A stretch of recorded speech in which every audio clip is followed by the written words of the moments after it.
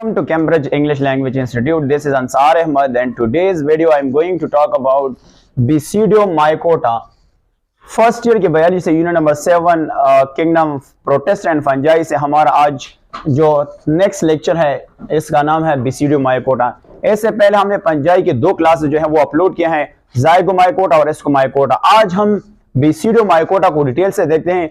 आज हम Basidiomycota जो है ना उसकी लाइफ साइकिल भी डिटेल से देखते हैं और हम ये भी डिस्कस करेंगे इसको Basidiomycota जो है क्यों कहते हैं. तो चलो स्टार्ट कर लेते हैं. सबसे पहला बात कर लेते हैं ना कि Basidiomycota, इसको Basidiomycota क्यों कहते हैं, क्योंकि इनमें से बेसिकली जो स्पोर्स बनते हैं उसका नाम है Basidiospores. बेसिडियोस्पोर्स बनते हैं. अब ये जो Basidiospores है ये कहां पे बनते हैं, ये बीसीडिया में बनते हैं. और ये बीसीडिया कहां पे होता है, ये बीसीडियोकार्प में होता है, वो हम देख लेते हैं. बीसीडिया है और इसको हम क्लब फंजाई भी कहते हैं. अब इसको क्लब फंजाई इसलिए कहते हैं, जो बीसीडिया की जो शेप होता है ये किस तरह होता है, ये क्लब होता है, क्लब शेप्ड होता है. क्लब शेप्ड की वजह से इसको हम क्लब शेप की वजह से इसको हम क्या कहते हैं, इसको हम क्लब फंजाई भी कहते हैं, क्लब फंजाई भी कहते हैं. अच्छा, आगे हम इसकी जो पूरे लाइफ साइकिल है वो हम देखते हैं कि बीसीडिया क्या है, बीसीडियोफोर क्या है, वो डिटेल से हम देखते हैं. सबसे पहले इनमें से कौन कौन से जो है ना वो स्पीशीज आ सकता है. नंबर फर्स्ट अगर हम बात कर लेते हैं तो इनमें से मशरूम्स आता है, मशरूम. और मशरूम आप जानते हैं, आज हम मशरूम की पूरे लाइफ साइकिल जो है ना वो देख लेते हैं. इसके साथ पुप बॉल्स आता है. पुप बॉल क्या चीज है, पुप बॉल से मुराद होता है कि ये बाल कहते हैं बाल, तो ये ऐसा मशरूम है जिसके ऊपर बाल लगा होता है. फॉर एग्जाम्पल ये उसका स्ट्राइप होता है और स्ट्राइप के ऊपर इस तरह जो है वो इस तरह जो मशरूम्स होते हैं इसको हम क्या कहते हैं, इसको हम पुप बॉल कहते हैं. दूसरा जो हमारे पास शिल फंजाई है, इसको हम कहते हैं शेल्फ फंजाई है. और शेल फंजाई जो है ना, शेल्फ कहते हैं ना जिसको हम कहते हैं लाइरेक या इसको कहते हैं ताख वगैरह जो है ना, तो ये बिल्कुल जो ओल्ड ट्रीज जो होता है उनमें से ये इस तरह के जो है ना वो आपको नजर आएगा इस तरह की, इसको शेल फंजाई कहते हैं. अब इनमें से कुछ फंजाई जो है ना वो पैथोजेनिक है. पैथोजेनिक मीन ये बीमारी फैलाता है, पैथोजेनिक है. पैथोजेनिक से मतलब ये डिजीज कॉज करता है. दो डिजीज कॉज करता है यहाँ पे, एक का नाम है रस्ट और दूसरे का नाम है स्मट, जिसको हम कहते हैं स्मट्स. अब रस्ट और स्मट क्या है, ये दोनों फंगल डिजीज है, यानी ये फंजाई की वजह से होता है. रस्ट कौन सा, इसको ये फंगल डिजीज है और ये प्लांट में यानी प्लांट को इफेक्ट करता है. और प्लांट जब इफेक्ट करता है तो उसके जो सिम्टम अपेयर होते हैं तो वो रस्ट की तरह होता है, इसलिए उसको रस्ट की डिजीज का नाम दिया है. स्मट कौन से होते हैं, ये जो हमारे पास कौन होते हैं, ज्वार वगैरह जो होते हैं उनमें से क्या होता है, उनमें से जो ब्लैक और जो कौन होते हैं वो ब्लैक हो जाते हैं, उस बीमारी को हम क्या कहते हैं, स्मट. अच्छा, अगर हम इसको यहां से देख लेते हैं कि इसको हम क्या कहते हैं, इसको हम क्लब फंजाई कहते हैं. Because of what, because of basidia जो है ना वो उसकी शेप किस तरह होता है, वो क्लब शेप होता है. अब इसकी जो माइसीलियम है वो तीन पे मुश्तमिल होते हैं, प्राइमरी माइसीलियम, सेकेंडरी माइसीलियम और टर्शियरी माइसीलियम. अब ये क्या है, अब इसको हम एक लाइफ साइकिल से स्टार्ट करते हैं, फिर हम आपको ये समझाएंगे अकॉर्डिंग टू बुक. सबसे पहले हम देख लेते हैं कि हमारे पास लाइफ साइकिल ऑफ मशरूम किस तरह है. तो स्टार्ट कर लेते हैं. मैं अगर यहां से इसको स्टार्ट कर लेता हूं तो स्टार्ट हम करते हैं लाइफ साइकिल ऑफ मशरूम. यहां से हम लिखेंगे life cycle of mushroom, life cycle of mushroom. तो लाइफ साइकिल ऑफ मशरूम जो है ना हम स्टार्ट कर लेते हैं. हम इसके लिए क्या लेंगे, एक ब्लैक और ब्लू से डोनेट करेंगे. हमारे पास ये एक आपके पास क्या है, इसको हम कहते हैं ये सेप्टेट होते हैं. सेप्टेट का मतलब क्या होता है, यानी इनमें से जो न्यूक्लियस है वो पार्टीशन है.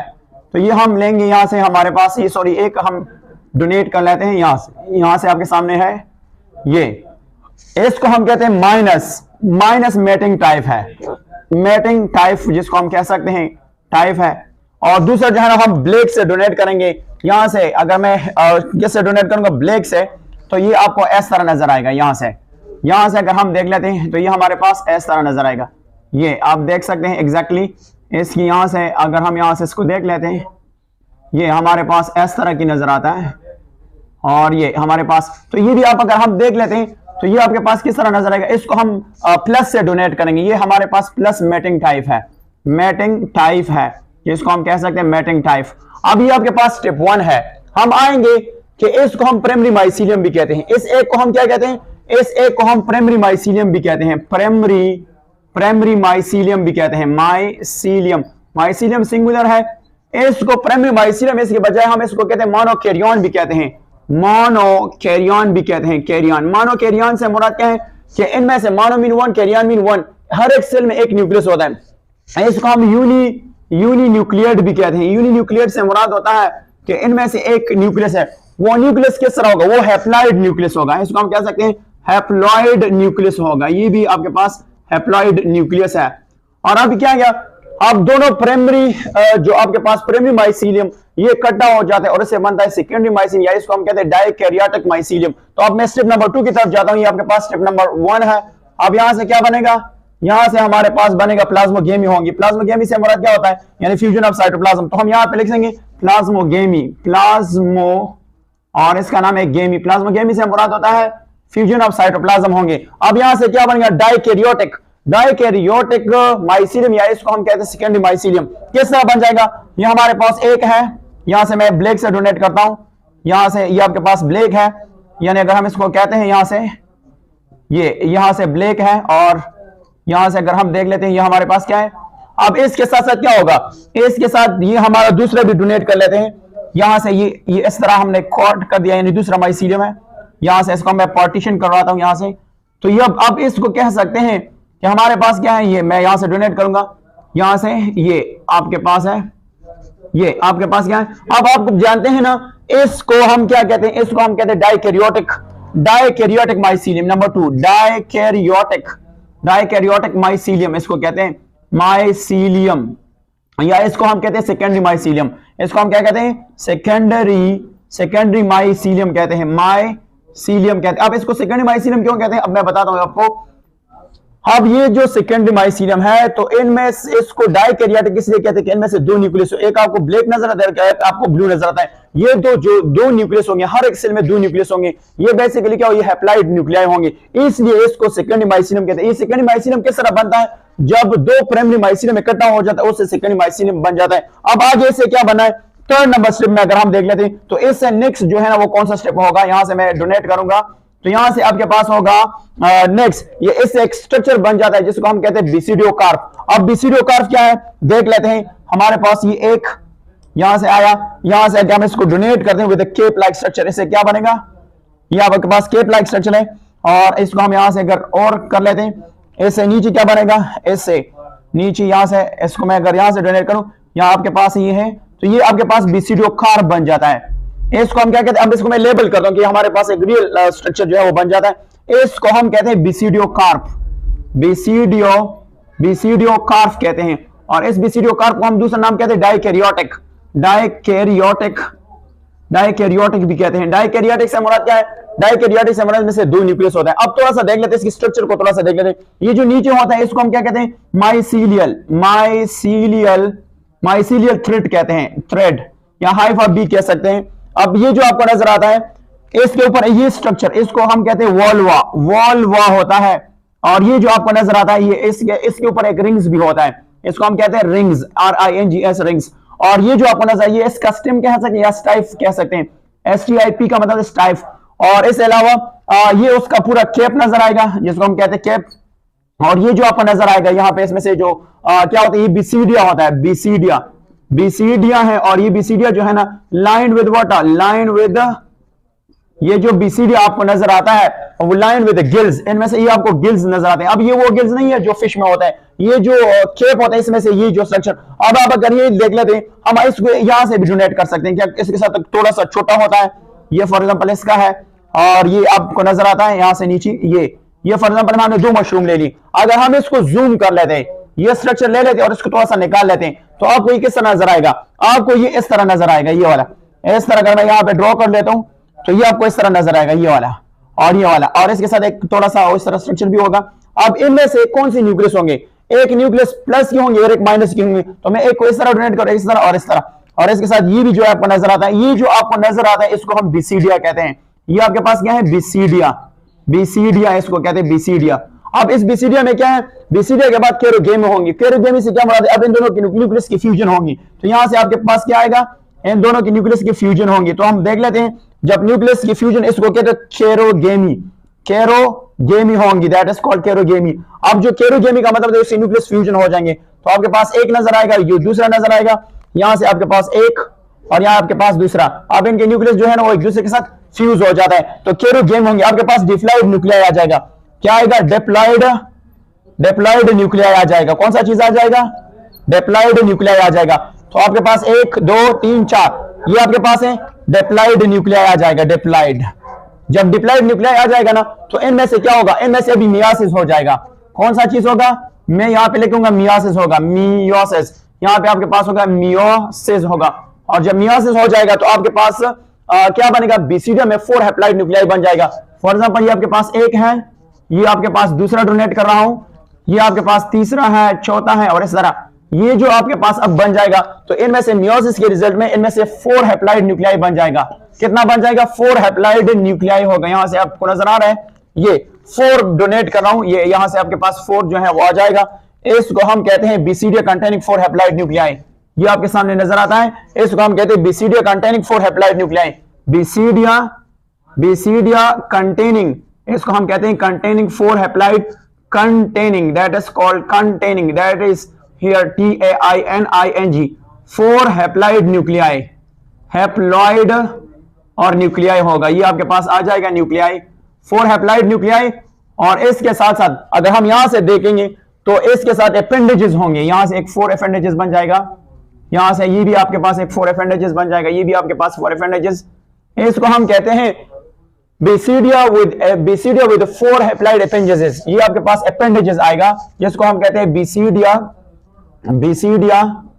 With 4 appendages. अपेंडेजेस कहते हैं ऐसे साइड्स को कहते हैं appendages, that is called appendages. और इनमें से क्या मौजूद होगा? इनमें से बेसिडियोस्पोर्स मौजूद होंगे। ये आपके क्या नजर आएगा? इसको कहते हैं बेसिडियोस्पोर्स। ये इसको हम क्या कह सकते हैं कि ये हमारे पास क्या है? बेसिडियोस्पोर्स, बेसिडियोस्पोर्स होंगे। अब बेसिडियोस्पोर्स में क्या होने वाला है? बेसिडियोस्पोर्स आगे क्या करेगा? डिस्पर्सल एंड जर्मिनेशन होगा। डिस्पर्सल और प्लस डिस्पर्सल एंड जर्मिनेशन होगा। जर्मिनेशन, जब जर्मिनेशन हो जाएगा तो इससे क्या बन जाएगा? इससे आगे जो है वो क्या आ गया? हैप्लॉइड माइसीलिया बन जाता है। यानी आप कह सकते हैं ये इससे आगे क्या होगा ना? ये इस तरह। तो इससे फिर क्या बनेगा?